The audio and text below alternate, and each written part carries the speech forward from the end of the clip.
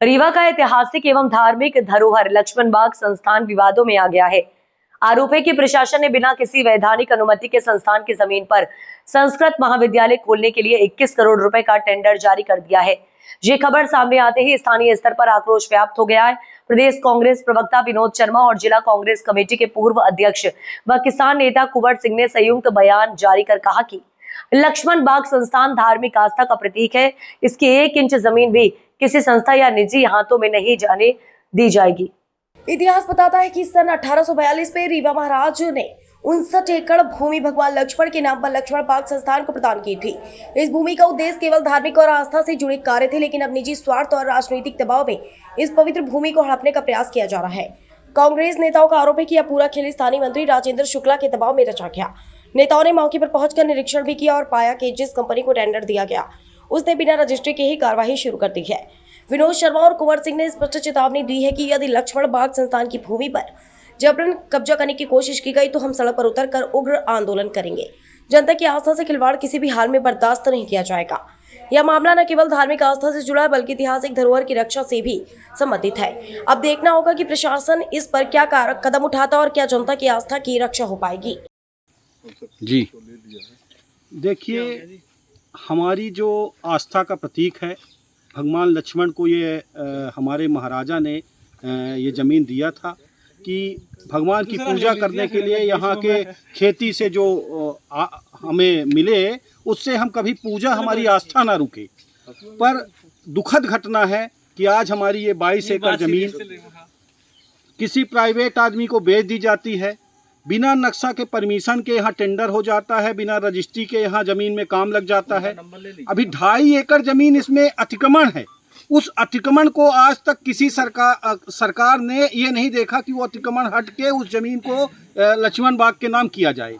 पर जो ज़मीन हमारी खाली है, जिस ज़मीन से थोड़ी बहुत खेती होती है, वो लक्ष्मण भगवान के पूजा में उस ज़मीन का पैसा उपयोग होता है। उस ज़मीन को बेच दो और थोड़े थोड़े दिन में लक्ष्मण भगवान की मंदिर भी बंद कर दो और उसको भी बेच के यहाँ आलीशान बिल्डिंग, आलीशान महाविद्यालय और उसका जो भी पैसा इनकम आए प्राइवेट लोग बंतर बांट करें। यही सब पूरे रीवा में चल रहा है। आज आप देखिए अटल पार्क पूरा वो हो गया है, नागपुर की कंपनी को ले लिए हैं। इसी तरह ये लक्ष्मण बाग की जमीन भी जा रही है। हम रीवा वासियों से कहना चाहेंगे कि जागो रीवा वासियों, जागो, नहीं तो थोड़े दिन में तुम्हारे घर भी बिकेंगे और तुम ये मजा देखते रहोगे।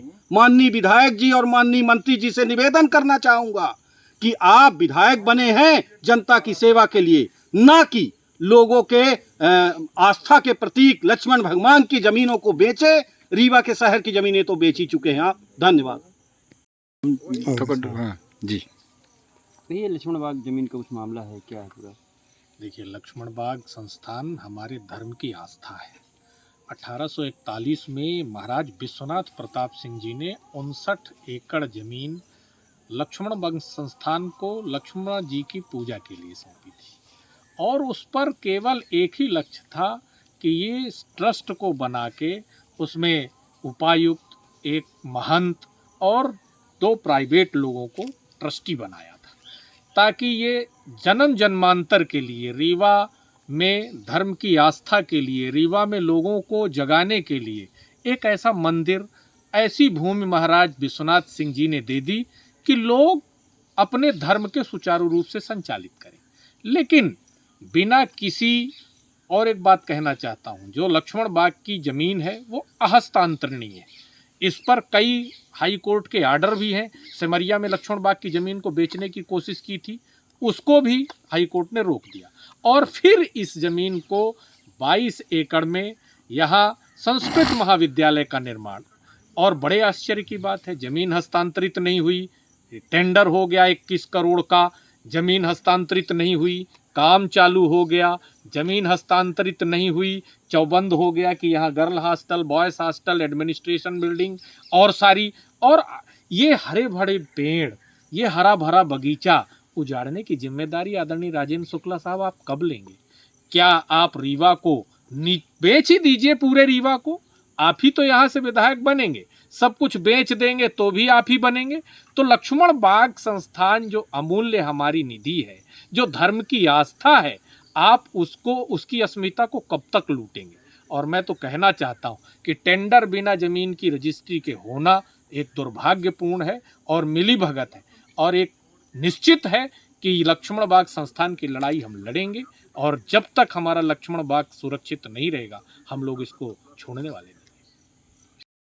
ये लक्ष्मण बाग संस्थान की कुछ जमीन का मामला लेके आए हैं, जमीन पे स्थित हैं, क्या मामला क्या है? आप खुद देख रहे हैं, ये लक्ष्मण बाग संस्थान की ज़मीन थी। हम लोगों ने इसके पहले कमिश्नर से भी मिले थे और कलेक्टर को भी पत्र लिखे, नगर निगम के जो वर्तमान कमिश्नर हैं उनको भी पत्र लिखे, और सौभाग्य से इस समय वो कलेक्टर के चार्ज में भी। लक्ष्मण बाग की पहले तो ज़मीन आप किसी को बेच ही नहीं सकते, ये हम नहीं कह रहे हैं, यह कागज़ कह रहा, यह आदेश कह रहे हैं। आपको पता है कि हमारे रीवा के माननीय विधायक जो वर्तमान में उप मुख्यमंत्री हैं, उनकी नज़र जिस ज़मीन में पड़ जाती है उस ज़मीन को वो ऐन कैन प्रकारेण बेचते हैं।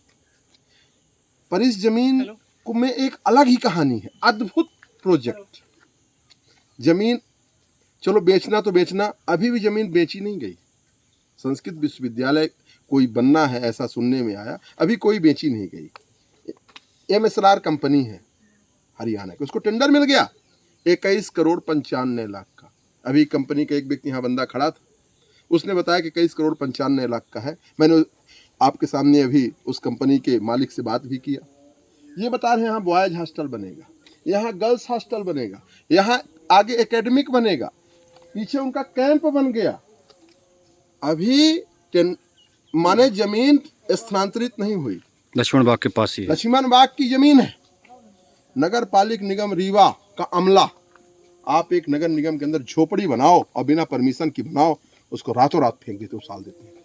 सौभाग्य से हमारे कमिश्नर साहब इस समय कलेक्टर भी हैं। मैं आपके माध्यम से उनको तक आवाज़ पहुंचा रहा हूं कि कमिश्नर साहब और माननीय प्रभारी कलेक्टर साहब, आप तो इस जमीन को बचाओ, और जो आपके बिना परमिशन के ये यहाँ पे बेसमेंट बना लिया, कैंप बना लिया, इस तरह का काम कर रहा, अभी हमने पूछा तो बता रहे हैं कि SDM साहब 15-20 दिन के लिए मना किए।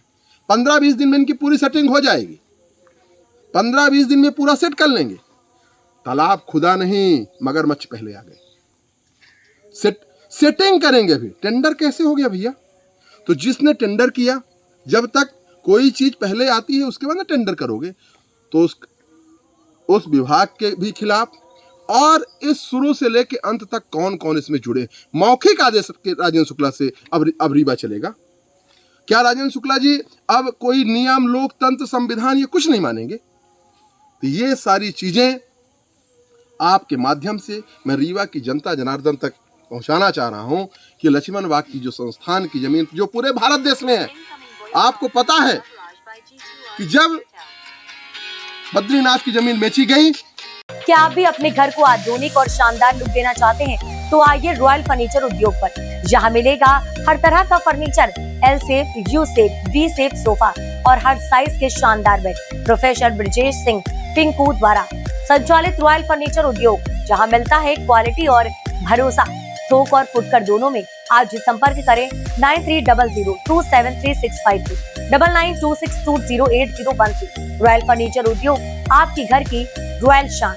नमस्कार, मेरा नाम ब्रजेश सिंह पिंकू है। मैं रॉयल फर्नीचर उद्योग का संचालक हूँ।